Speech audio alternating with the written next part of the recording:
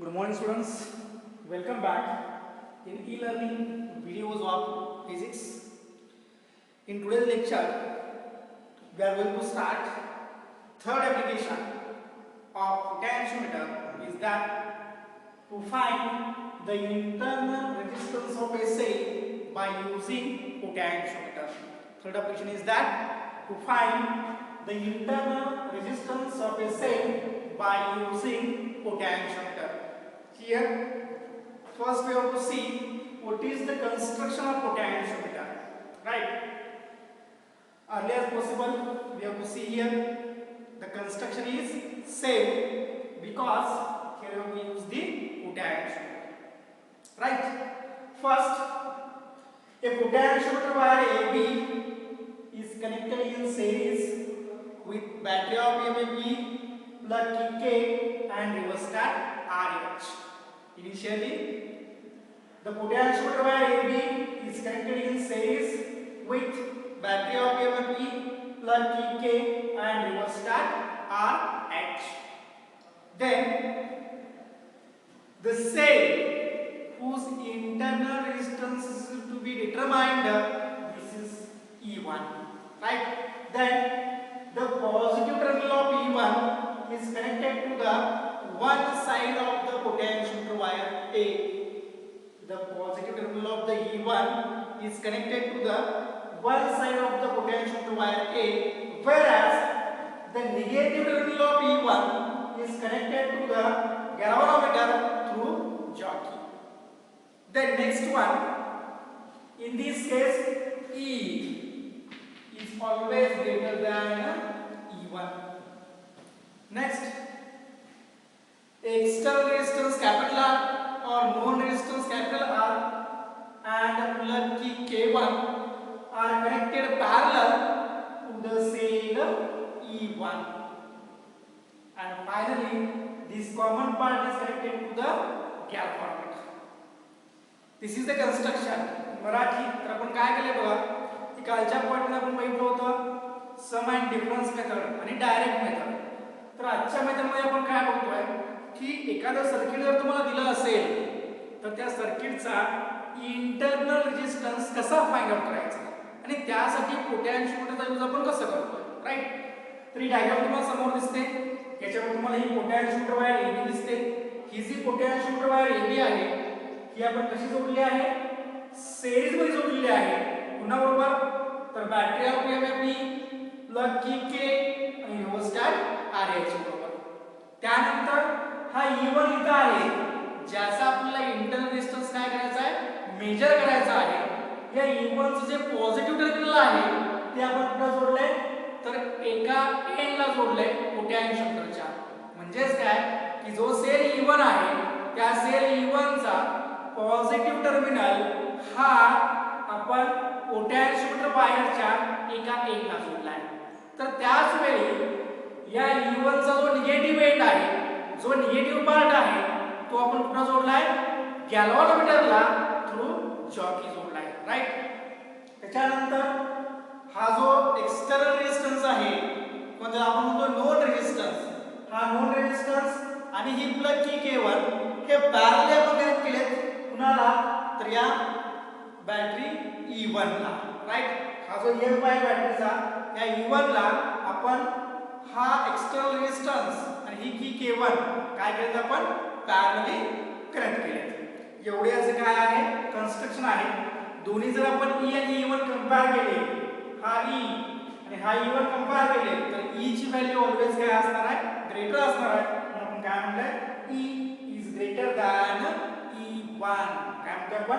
E is greater than E1, right? हे झालं construction. Then now working.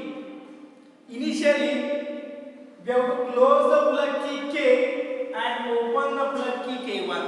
Initially, we have to close the plug key K and open the plug key K1. At that time, the current is flowing through whole the circuit. Right? Means initially we have to close the plug key K and open the plug key K1.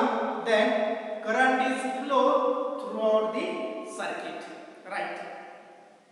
In next case, we know that there is a deflection closure in the galvanometer. When current is flowing through the circuit, then galvanometer shows some deflection.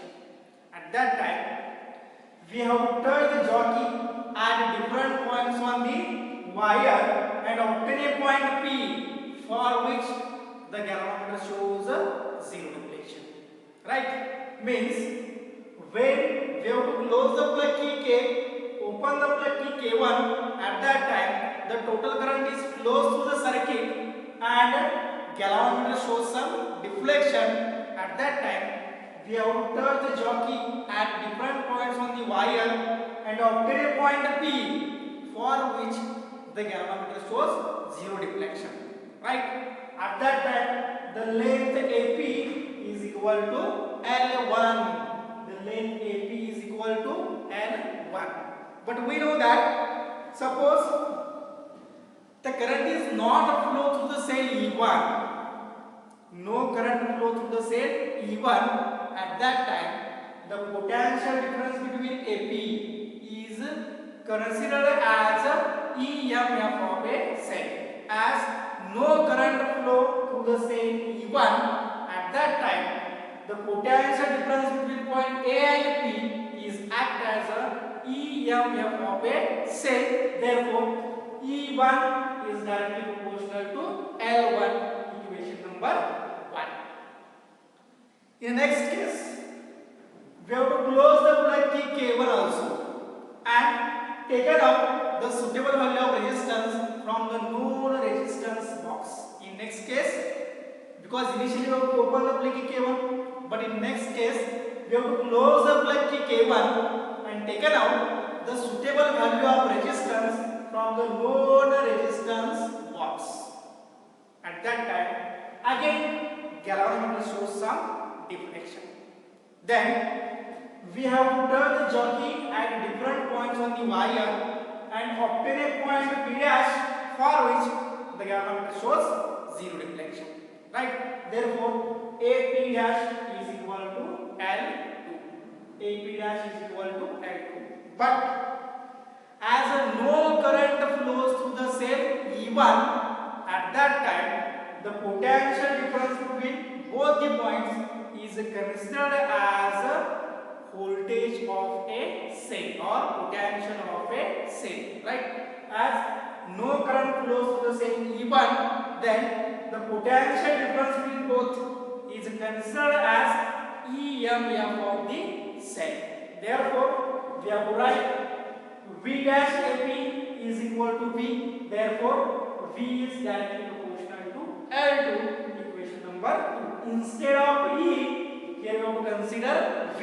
Instead of E, we have to consider V because it acts as a EMF of the cell. Therefore, this is equation number 1, this is equation number 2. Divide both the equations to each other. Therefore, we get E1 upon V is equal to L1 upon L2, equation number 3. We get the equation number 3. But by considering closed circuit, this is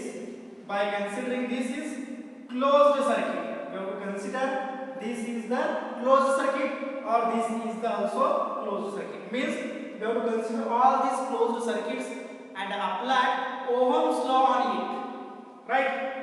And when we have to apply Ohm's law, then we get E1 is equal to I into R plus R because there are two resistors. There is one resistance and there is one resistance. This is external resistance, this is internal resistance. And when you have to apply the Ohm's law to the circuit, then you have to consider both the resistances. Therefore, we have to take current is common but add both the resistances. Therefore, we have to get this state E1 is equal to I into R plus R, equation number 4. But again we know that we have to apply separate Ohm's law to that R, and when we have to apply separate Ohm's law to R, then we get V is equal to IR, equation number 5. From equation 4 and 5, again we have to divide both. Divide equation 5 to the equation 4, then again we have to get E1 upon V is equal to R into R plus R divided by IR. Then I get cancelled. Remaining term is E1 upon V is equal to R plus R divided by capital R.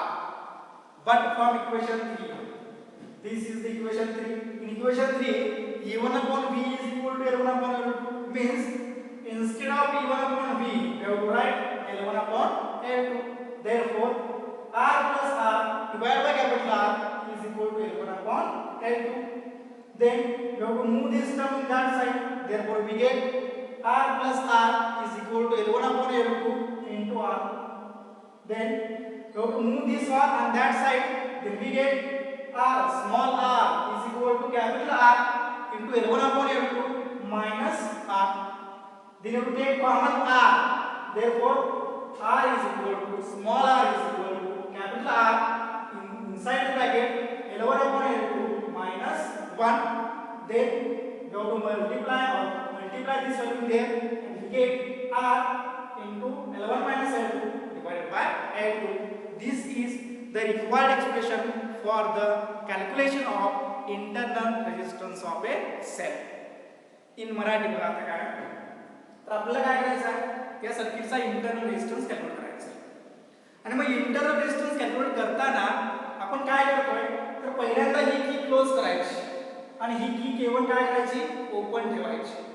जेव्हा तुम्ही ही की close करताय त्यावेळेस सर्किटमध्ये काय व्हायला लागतोय current flow व्हायला लागतो आणि ज्यावेळी या सर्किटमध्ये करंट फ्लो व्हायला लागेल त्यावेळी इथं असताना जो गॅल्व्हॅनोमीटर आहे तो काय दाखवतोय डिफ्लेक्शन दाखवतोय. आणि मग याला दाखवलेलं डिफ्लेक्शन आपल्याला कशावरती आणायचं असतंय 0 वरती आणायचं असतंय. आणि मग त्यासाठी आपण काय करतोय की जॉकी घेतोय आणि हा जॉकी डिफरंट पॉइंटला काय करतोय टच करत जातोय. हा जॉकी काय करायचा डिफरंट पॉइंटला टच करत जायचा आणि असा पॉइंट तुम्ही शोधायचा की ज्या पॉइंटला गॅल्व्हॅनोमीटर रीडिंग हे काय व्हायला पाहिजे 0 व्हायला पाहिजे. आणि मग ज्या पॉइंटला 0 होईल तो पॉइंट असणार आहे आपला A आणि B. आणि मग याच्यामध्ये जी लेंथ आहे ती लेंथ आपण मेजर करायची नंतर राईट डाऊन करायची आणि ते आपण मेजर केली आहे AP is equal to L1.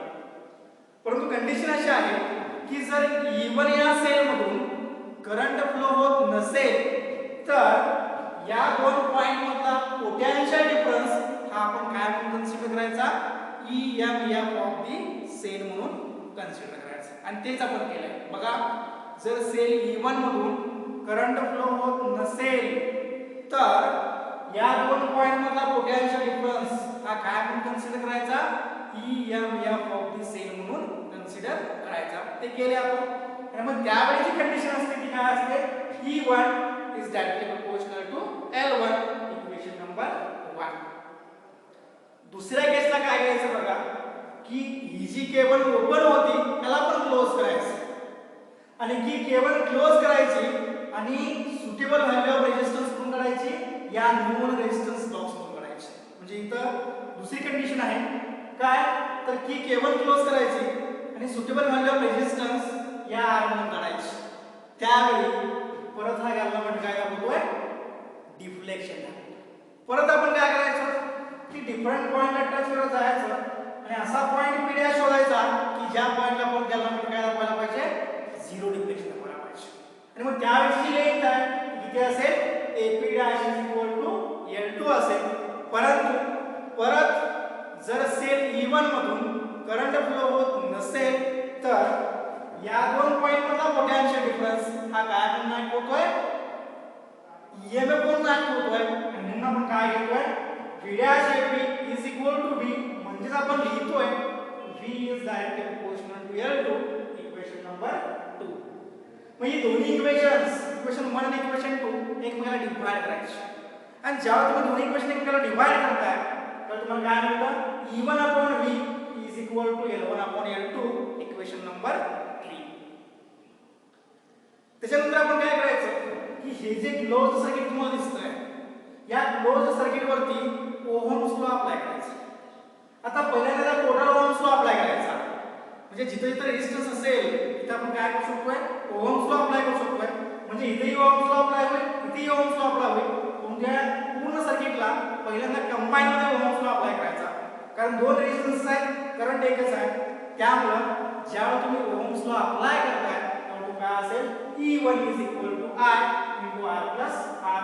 Equation number 4. हे जे इक्वेशन तुम्हाला मिळालं आहे हे कंबाईन मध्ये ज्यावेळी आपण ओम्स लॉ अप्लाय केला त्यावेळेस इक्वेशन आणि आता दुसऱ्यांदा हा जो तुम्हाला R दिसतोय एक्सटर्नल रेजिस्टन्स याच्यावरती एकदा काय करायचा ओम्स लॉ अप्लाय करायचा तेव्हा तुम्हाला काय मिळेल V is equal to I R मिळेल.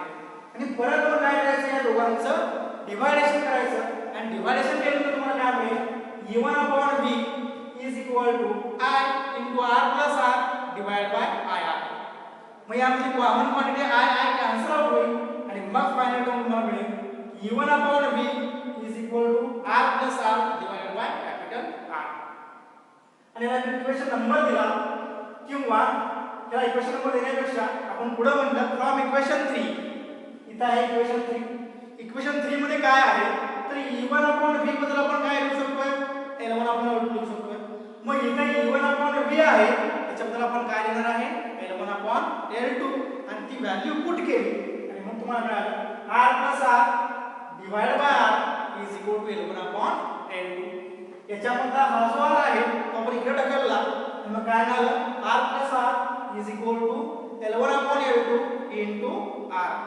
परत हा R इकडे घ्यायचा म्हणजे तुम्हाला मिळेल small r is equal to capital R into L1 upon L2 minus capital R. आता दोन्ही केस मध्ये R आहे तो आपण कॉमन काढू आणि मग तुम्हाला मिळेल small r is equal to capital R into L1 upon L2 minus 1. आणि फायनली आपण काय करायचं छेद समान करून घ्यायचा आणि मग तुम्हाला फायनल इक्वेशन मिळेल small r is equal to capital R in bracket L1 minus L2 divided by L2.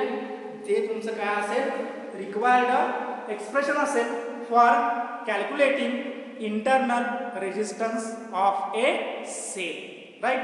हा अशा पद्धतीने आपण काय करू शकतोय इंटरनल रेजिस्टन्सची व्हॅल्यू फाइंड आउट करू शकतोय. बरोबर.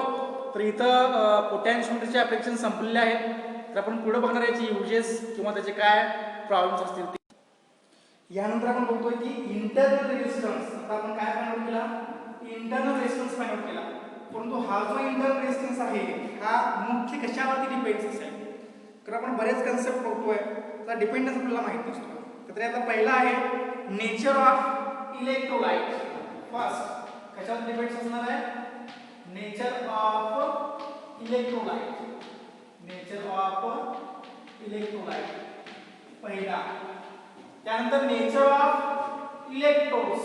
नेचर ऑफ इलेक्ट्रोड्स इंटरप्रिटेशनच्या डिफरन्स काय पहिला नेचर ऑफ इलेक्ट्रोलाइट दुसरा नेचर ऑफ इलेक्ट्रोड्स तिसरा डिस्टन्स बिटवीन द इलेक्ट्रोड्स. तिसरा काय असेल distance between the electrodes. Distance between the electrodes याच्यावर सुद्धा काय असतो इंटरनल रेजिस्टन्स डिपेंड्स असतोय. आणि त्याच्यानंतर the area of electrodes dipping in the electrolyte. The area of electrodes dipping in the electrolyte याच्यावर सुद्धा काय असतोय हा इंटरनल रेजिस्टन्स डिपेंड्स असतोय. तर आपण आता हे डिपेंडन्स भेटला याच्यानंतर काही युजेस आपण बघतोय.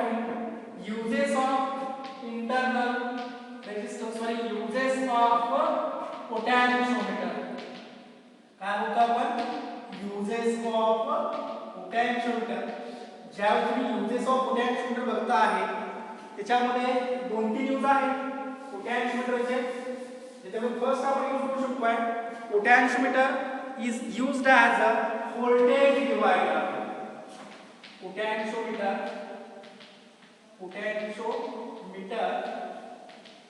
is used as a voltage divider. काय यूज करतो आपण voltage divider यूज करतोय. Potentiometer is used as a voltage divider. Right. म्हणजे continuously the output of voltage or voltage supply हे जर कंटिन्युअसली आपल्याला मूव्ह करायचं असेल म्हणजे एखादं सर्किट तुम्ही कन्सिडर केलं असेल आणि या कन्सिडर केलेल्या सर्किटमध्ये व्होल्टेज सप्लाय किंवा कंटिन्युअसली व्होल्टेज जर चेंज करायचं असेल आउटपुट चेंज करायचं असेल तर अशा वेळी आपण काय करतोय या पोटॅन्शियोमीटरचा यूज करतोय. तर बघा म्हणजे पहिलं जे आहे ते काय आहे The potentiometer can be used as a voltage divider to continuously change the output voltage of a voltage supply. म्हणजे आउटपुट व्होल्टेज एखाद्या सर्किटमध्ये आउटपुट व्होल्टेज जर कंटिन्युअसली चेंज करायचं असेल तर आपण काय यूज करतोय, पोटॅन्शियोमीटरचा यूज करतोय. म्हणून पोटॅन्शियोमीटर हे काय यूज करतोय, व्होल्टेज डिवाइडर म्हणून यूज करतोय. दुसरा आहे potentiometer as an audio control. दुसरं ॲप्लिकेशन काय आहे, पोटॅन्शियोमीटर दुसरं ॲप्लिकेशन आहे, it is used as an audio control. Audio control म्हणून आपण काय करू शकतोय, पोटॅन्शियोमीटरचा यूज करू शकतोय. आणि ज्यावेळी तुम्ही ऑडिओमीटर पोटॅन्शियोमीटरचा यूज करता त्यावेळी काही कंडिशनच्या मध्ये असतात की हे पोटॅन्शियोमीटर दोन टाईपचे असू शकतात. कारण ज्यावेळी तुम्ही ऑडिओ कंट्रोल पोटॅन्शियोमीटर यूज करताय याच्यामध्ये sliding potentiometers are commonly used in modern low power door systems as audio control devices. याच्यामध्ये मुख्यत्वे काय आहे बघा की ज्यावेळी तुम्ही स्लाइडिंग पोटॅन्शियोमीटर्स, याच्यामध्ये पण दोन टाईप आहेत, स्लाइडिंग पोटॅन्शियोमीटर्स आणि दुसरं आहे ते रेग्युलरली यूज्ड पोटॅन्शियोमीटर्स. स्लाइडिंग पोटॅन्शियोमीटर्स आणि रेग्युलरली यूज्ड पोटॅन्शियोमीटर्स जे आहेत यांचा आपण यूज करतोय. Both the sliding and rotary potentiometers, there are two types of potentiometer. One is the sliding potentiometer and second one is the rotary potentiometer. Right, एक आहे तो sliding पोटॅन्शियोमीटर आणि दुसरा आहे तो रोटरी पोटॅन्शियोमीटर. असे दोन पोटॅन्शियोमीटर आपण यूज करतोय. आता मुख्यत्वे याचा यूज कुठं कुठं होतोय तर भाग यूज होतोय फ्रिक्वेन्सी ॲट्युएशन मध्ये यूज होतोय, लाउडनेस कंट्रोल मध्ये होतोय आणि controlling for different characteristics of audio signals. बघा तीन कंडिशन मध्ये याचा यूज होतोय. पहिली कंडिशन आहे फ्रिक्वेन्सी ॲट्युएशन मध्ये याचा यूज होतोय, दुसरं लाउडनेस कंट्रोल मध्ये याचा यूज होतोय आणि तिसरं controlling different characteristics of audio signals मध्ये सुद्धा आपण काय करतोय, या पोटॅन्शियोमीटरचा यूज करतोय. त्याच्यानंतर तिसरं पोटॅन्शियोमीटर आपण काय म्हणून यूज करतोय, ॲज अ सेन्सर म्हणून यूज करू शकतोय. तिसरं potentiometer use as a sensor. काय म्हणून यूज करतोय, potentiometer is used as a sensor. तर ज्यावेळी पोटॅन्शियोमीटर यूज ॲज सेन्सर म्हणून आपण म्हणतोय तेव्हा सेन्सर म्हणजे नेमकं काय असेल की जर तुम्ही स्लाइडर कन्सिडर केला, if the slider of potentiometer is connected to the moving part of a machine it can work as a motion sensor. म्हणजे मूव्हिंग पण काही पोटॅन्शियोमीटर असतात किंवा स्लाइडर असतात. जो पोटॅन्शियोमीटर आपण स्लाइडिंग की यूज करतोय किंवा पोटॅन्शियोमीटर मध्ये आपण जो जॉकी म्हणतोय, हा जॉकी जर आपण एखाद्या मशीनच्या मूव्हिंग पार्टला कनेक्ट केला तर त्यावेळी तो काय म्हणून होतोय, मोशन सेन्सर म्हणून वर्क होतोय. काय वर्क होतोय, मोशन सेन्सर. किंवा a small displacement of the moving part causes changes in potential which is further amplified using a amplifier circuit. जे small displacements आहेत या small displacement मध्ये जो मूव्हिंग पार्ट आहे हा मूव्हिंग पार्ट काय करतोय तर पोटॅन्शियल चेंज करतोय आणि हे चेंज झालेलं पोटॅन्शियल परत आपण काय करतोय, एम्प्लिफाय करतोय. कशाचा यूज करून, एम्प्लिफाईड सर्किटचा यूज करून. त्याच्यानंतर जर पोटॅन्शियल डिफरन्स आपल्याला कॅल्क्युलेट करायचा असेल इन टर्म्स ऑफ डिस्प्लेसमेंट तर त्यासाठी सुद्धा आपण काय यूज करू शकतोय, हा पोटॅन्शियोमीटर यूज करू शकतोय. अशा प्रकारे आपण काय करू शकतोय, पोटॅन्शियोमीटर यूज करू शकतोय. याच्यानंतर आपल्याला थोडं पोटॅन्शियोमीटर आणि व्होल्टमीटर मध्ये काय फरक आहे ऍक्च्युली ते जरा बघायचं आहे. म्हणजे पोटॅन्शियोमीटर म्हणजे काय असेल तर potentiometer is more sensitive than a voltmeter. म्हणजे दोघांमध्ये डिफरन्स काय आहे आपण काय बघतोय, दोघांच्या मध्ये डिफरन्स काय आहे कारण आपण दोन्ही बघणार आहे. आपण काय बघतोय, पोटॅन्शियोमीटरही बघतोय, व्होल्टमीटरही बघतोय, पण दोघांच्या मध्ये फरक काय आहे. तर पहिल्यांदा आपण पोटॅन्शियोमीटर और व्होल्टमीटर काय करतोय, कंपेअर करतोय. Potentiometer is more sensitive than that of the voltmeter. Right, या दोघांचा आपण ॲडव्हान्टेज बघतोय ओव्हर, एकमेकांच्या ओव्हर. त्याच्यामध्ये पहिलं potentiometer is more sensitive than that of the voltmeter. ही पहिली कंडिशन. दुसरी condition, potentiometer can be used to measure a potential difference as well as EMF of the same. But voltmeter can be used only for measuring the voltage. म्हणजेच काय तर पोटॅन्शियोमीटरचा use आपण दोन्हीही major करण्यासाठी, potential difference major करण्यासाठी आणि EMF major करण्यासाठी use करू शकतोय. मात्र व्होल्टमीटरच्या सहाय्याने फक्त आपण काय करू शकतोय, पोटॅन्शियल डिफरन्स मेजर करू शकतोय. राईट. त्यानंतर measurement of potential difference or EMF is very accurate in case of potentiometer, but a very small potential difference of the order of 10 raised to minus 6 volt can be measured with it. म्हणजे जेव्हा आपण measure करत असतो पोटॅन्शियोमीटरचा use करून potential difference, त्यावेळी मिळणार जे रीडिंग आहे ते व्हेरी ॲक्युरेट असतं as compared to the voltmeter. आणि एकदम छोटं रीडिंग म्हणजे 10 रेज टू मायनस 6 च्या पॉवरमध्ये जरी असेल तरी सुद्धा आपल्याला पोटॅन्शियोमीटरचा यूज करून तिथला पोटॅन्शियल डिफरन्स काय करता येतोय, कॅप्चर करता येतोय. जसं की व्होल्टमीटरच्या साइन आपल्याला ते मेजर करता येत नाही किंवा ते ॲक्युरेट असत नाही. राईट.